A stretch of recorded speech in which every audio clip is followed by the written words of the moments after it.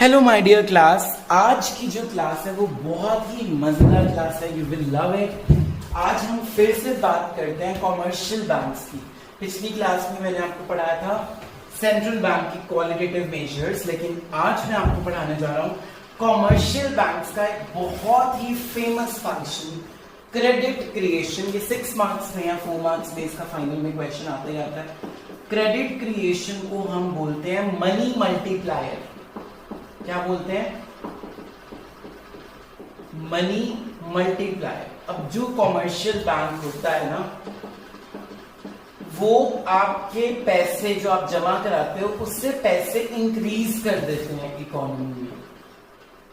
ठीक है, आप उनको 1000 रुपये अगर दे रहे हो तो वो उसको 5000 में कन्वर्ट कर देंगे। अब वो कैसे कन्वर्ट करेंगे वो हम पढ़ेंगे। तो हमारा टॉपिक बहुत इंटरेस्टिंग। तो कैसे एक बैंक 1000 को 5000 बनाएगा आज पता करेंगे। चलो लेट्स स्टार्ट। इसके लिए आपको एक टर्म पता होना चाहिए, LRR, that is legal reserve ratio.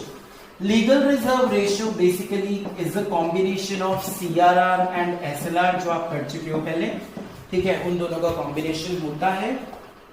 अब मान लो मैं ये टॉपिक पहले स्टार्ट करूं तो एक चीज खुद सोचिए, बैंक्स के पास पैसा आता कहां से? जो तुम लोग जमा कराते हो। तो क्रेडिट कितना क्रिएट करेगा वो, उसका एक फॉर्मूला है। ठीक है, जितना आपका प्राइमरी डिपॉजिट होगा कस्टमर का इनटू 1/LRR की परसेंटेज। ठीक है, अब मान लीजिए वो 20% है। कितनी है? 20%। और 1000 रुपए किसी ने बैंक में जमा कराए तो 1/20%। जब आप इसको सॉल्व करोगे ना बच्चों, तो आपका आंसर आएगा 5000 रुपीज। मतलब इस फॉर्मूले से हम अगर चलते हैं तो LRR जितना भी डिसाइड होगा, जो RBI डिसाइड करेगा व्हाट इज LRR, उसके अकॉर्डिंगली आप ये डिफाइन कर सकते हो कि एक बैंक 1000 रुपए से कितने बना सकता है।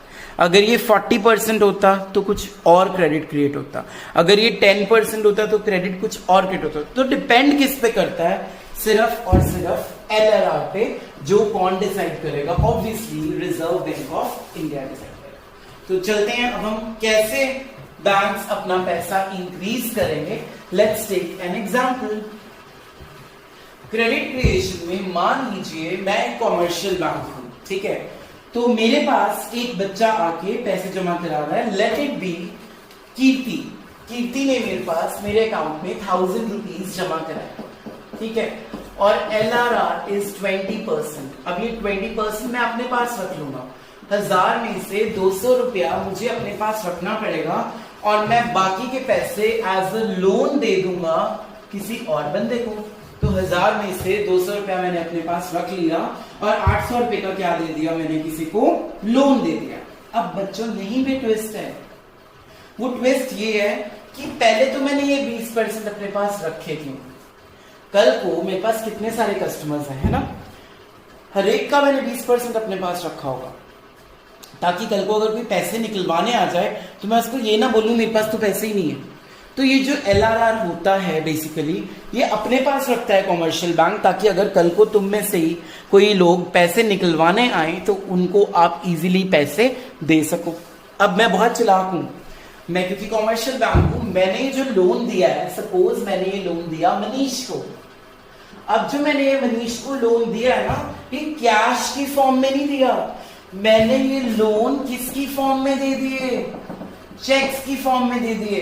अब बच्चों चेक्स जो हैं वो पैसे तो नहीं होते, वो सिर्फ और सिर्फ एक कागज के टुकड़े हैं मेरे लिए, because I am a bank. पैसा जो 800 रुपया था वो पड़ा तो मेरे पास ही था बैंक में, पर मैंने ये 800 का लोन दे दिया मनीष को, वो चेक की फॉर्म में दिया। मतलब मनीष जिसको भी जाके पेमेंट करेगा वो चेक देगा आगे, है ना? और वो घूम फिर के चेक किसके पास आएगा? बैंक के पास आएगा। अब जरूरी नहीं मेरे पास ही चेक आए, वो SBI के पास भी जा सकता है, ओरिएंटल बैंक ऑफ कॉमर्स के पास भी जा सकता है, PNB के पास भी जा सकता है, मेरा जो मर्जी नाम हो, हार्डली मैटर्स। तो जो चेक्स हैं वो इंटरनली सर्कुलेट हो रहे हैं, इकोनॉमी के अंदर ही है, कहीं बाहर तो नहीं गए। पैसा निकला तो नहीं किसी के अकाउंट में, है तो वो बैंक के पास ही, बस एक बैंक से दूसरे बैंक में, दूसरे बैंक से तीसरे बैंक में। तो मनीष का जो 800 रुपया है, एक तो 800 मेरे पास ऑलरेडी पड़ा है जो कीर्ति ने जमा कराया था 1000 रुपया, 200 मैंने अपने पास अलग से रख लिया, 800 का लोन दे दिया, लेकिन चेक की फॉर्म में दिया, पैसा कहीं नहीं गया है, पैसा मेरे पास ही है, लेकिन मेरे पास एडिशनल 800 रुपए अर्न हो गए इंटरेस्ट की फॉर्म में, या मनीष की जो इंस्टॉलमेंट आएगी अलग से मेरे पास जो मैंने उसको लोन दिया है।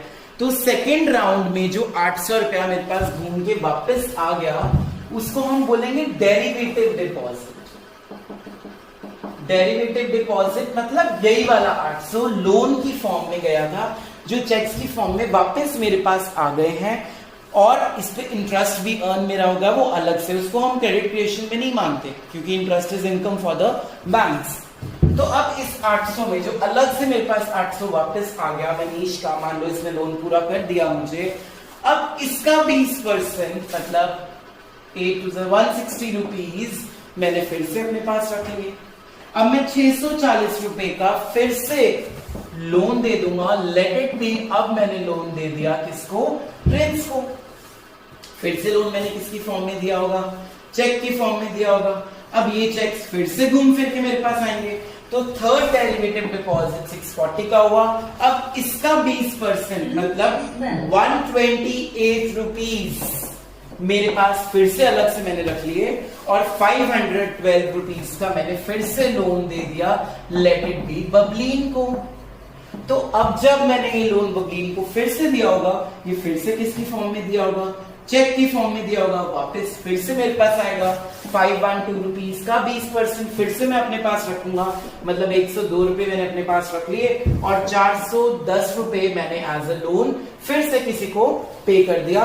तो जब बच्चों आप इसका काउंटिंग करोगे ना 10 राउंड्स के बाद, 20 राउंड्स के बाद, जब तक ये पूरे खत्म नहीं हो जाता, जब तक ये जीरो नहीं होता, तब इसका अमाउंट टोटल 5000 हो चुका होगा। मतलब 1000 रुपए कीर्ति के मैंने किस में कन्वर्ट कर दिए, 5000 रुपीज में। उसी 1000 को यूज कर करके बार बार in the form of loans, क्योंकि पैसा तो एक्चुअली मेरे पास ही है, मैंने तो सिर्फ एक चेक बुक दी थी कि तुम जाके ये पेमेंट जिसको मर्जी करते रहो, वापस मुझे इंटरेस्ट भी आना चाहिए, इंस्टॉलमेंट भी आनी चाहिए, वो मेरे पास आ रही है, और मैं अर्न करी जा रहा हूँ, मनी को बढ़ाई जा रहा हूँ। तो जब ये 512 हुए जैसे, अब आप इसको बुक कॉपी पे जब लिखोगे, आपने पूरा जीरो तक लेके जाना है।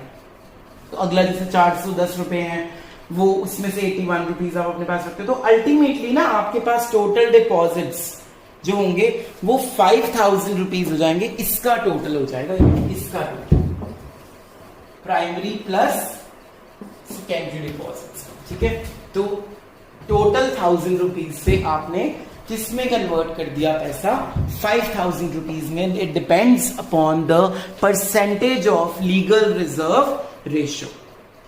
तो एक बार फिर से टेबल करें, कीर्ति ने हमें जमा कराए 1000 रुपए, 20% हमने साइड पे रख लिया, हमने जो है 800 का लोन दे दिया, किसको दे दिया था, मनीष को दे दिया था।